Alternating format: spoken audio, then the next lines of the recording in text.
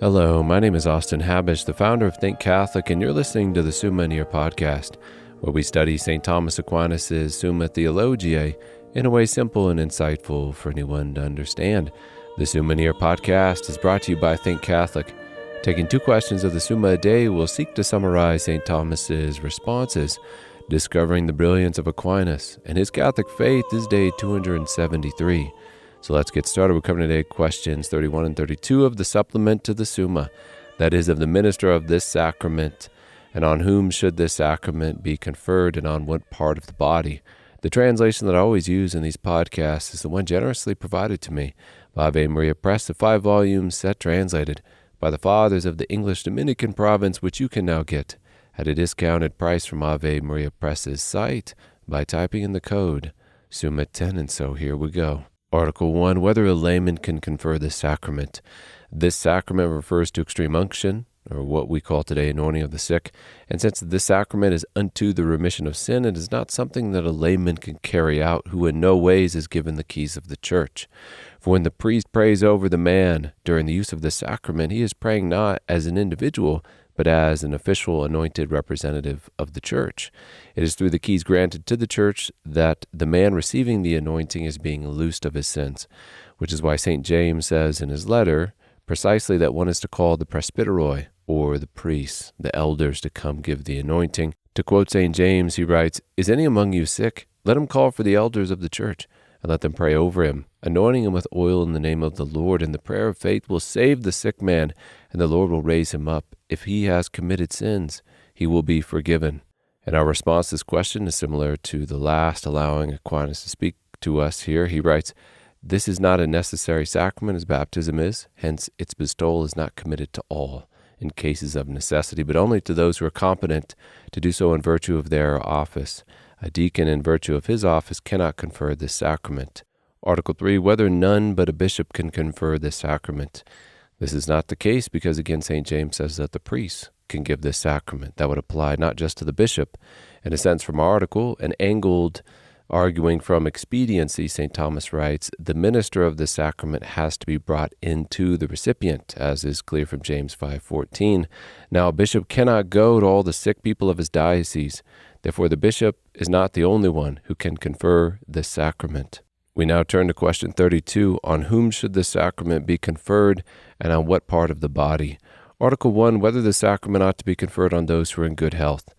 It is for those who are traditionally about to die, as a prayer for health of their body, if God wills it, and more certainly for their spiritual health through the forgiveness of their sins. And thus, since the two are connected, intended ends of the one sacrament, one ought not to confer the anointing on one who is not physically ill. For if they rightly desire spiritual well-being, this person, who's not physically ill, could just simply have recourse to the sacrament of confession. Article 2, whether the sacrament ought to be given in any kind of sickness. St. Thomas says this sacrament is the last remedy that the church can give, since it is an immediate preparation for glory. Therefore, it ought to be given to those only who are so sick as to be in a state of departure from this life, through their sickness being of such a nature as to cause death, the danger of which is to be feared. Article 3, whether this sacrament ought to be given to madmen and imbeciles.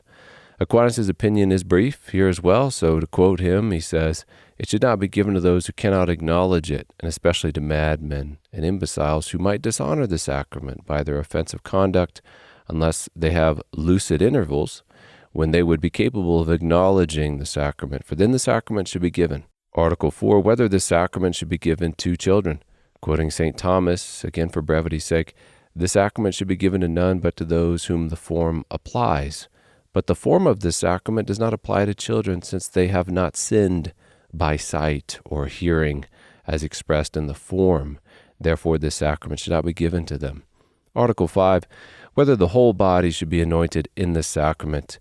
We do not anoint the whole body, and thus, according to the tradition of the church, the rites of the church, it is not fitting to anoint the whole body, but only those members which, in a general sense, a symbolic sense, represent the causes of our sins, since this anointing is unto the forgiveness of sins.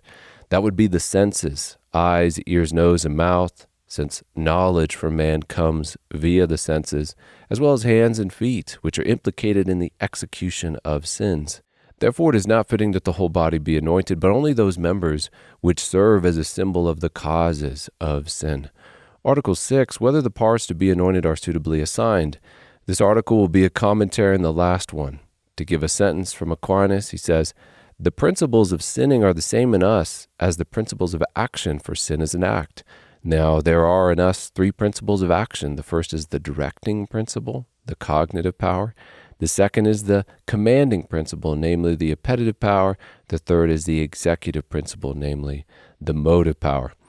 And so these three categories are represented precisely in the parts of the body that are anointed in the sacrament of extreme unction. Article 7, our last article, whether those who are deformed in those parts should be anointed. To quote Aquinas, he's very brief on this article as well. And what he's going to say here about radically, in the following quotation, he means like root. That's what the Latin is here, radix. So rooted in, like the roots of a tree. He writes, "Even those who are deformed should be anointed, and that as near as possible to the part which ought to have been anointed. For though they have not the members, nevertheless, at least radically, the powers of the soul corresponding to those members, and they may commit inwardly the sins that pertain to those members, though they cannot outwardly." And with that, we conclude another brief episode. We've just covered questions 31 and 32, the supplement to the Summa, that is, of the minister of the sacrament, and on whom should this sacrament be conferred, and on what part of the body.